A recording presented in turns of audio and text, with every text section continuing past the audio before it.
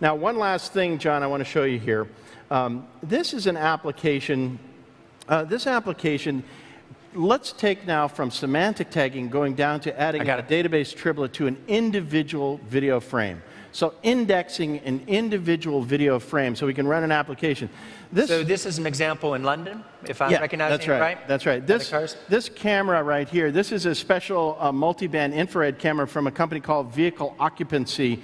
And this camera gives us the ability to actually see into cars so you can see how many people are in the car. So in this case, let me go ahead and just play this at a stop frame rate. We can measure the number of people that are in a given car. Using machine vision, we can read the license plate. We can correlate that information to whether or not they have a transponder, and then we can decide whether we want to charge them a toll.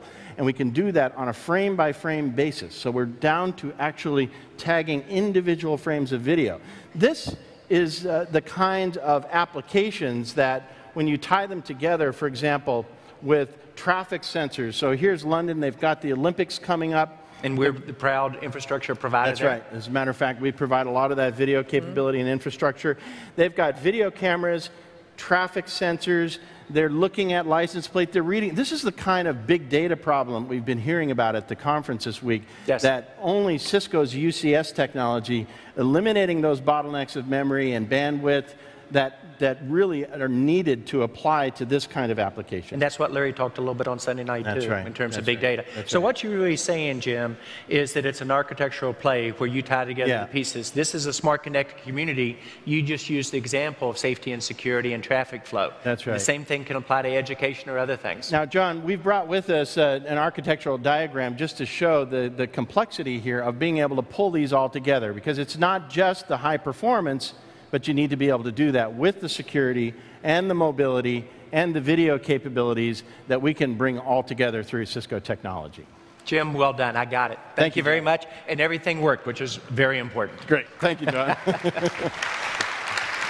For those of you who have ever done demos with new software, you know what it's like when you get up on stage. You sweat a little bit and you hope it comes out well. But it does speak to how quickly this has moved.